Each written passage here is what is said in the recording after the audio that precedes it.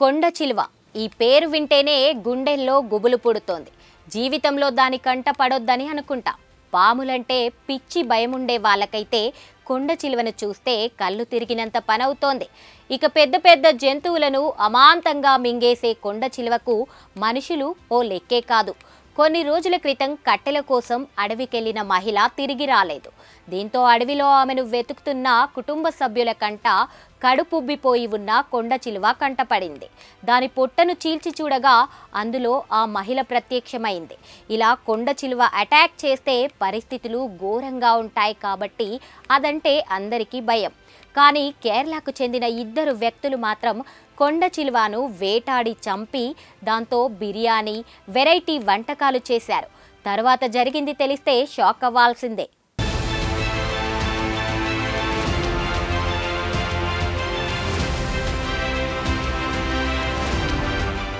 సాధారణంగా ఎవరైనా అడవి పందులు లేదా ఇతర వేరే జంతువులను వేటాడి వాటి మాంసాన్ని తినాలని చూస్తారు. కానీ కేరళలోని పనపుల జిల్లాకు చెందిన ప్రమోద్, బినీష్ అనే ఇద్దరు వ్యక్తులు కొండ చిలువ మాంసంతో వ్యాపారం చేద్దామని ప్లాన్ చేశారు. దీనికోసం అడవికెళ్లి కొండ చిలువను వేటాడి చంపారు. దాన్ని నీట్గా మాంసం ముక్కలుగా కొట్టారు. దానికి మంచిగా మసాలాలు దట్టించి గుమగుమలాడే వంటను రెడీ చేశారు. అయితే అదృష్టవశాత్తు వీరు వండిన వంటను ఎవరూ తినలేదు. స్థానికులు పోలీసులకు సమాచారం ఇవ్వడంతో వెంటనే అటవీ శాఖ అధికారులతో కలిసి పోలీసులు ప్రమోద్, బినీష్ వంట చేస్తున్న ప్రదేశంపై దాడికి దిగారు.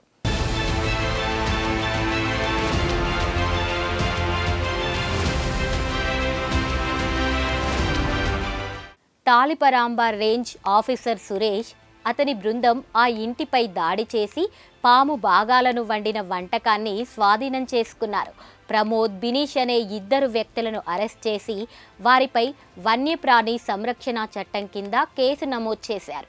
ఇద్దరిని కోర్టు ముందు హాజరుపరిచి జ్యుడిషియల్ కస్టడీకి తరలించినట్లు అధికారులు తెలిపారు. అయితే ఈ మధ్య కాలంలో కుక్కలు, పాములు, కొన్ని రకాల జంతువుల మాంసంతో వంటకాలు చేసి విక్రయిస్తున్న సంఘటనలు తీవ్ర కలకలాన్ని రేపుతున్నాయి. మాంసం ప్రియులు బయట ఆర్డర్ చేసి తినడానికి జంకుతున్న పరిస్థితులు ఏర్పడ్డాయి.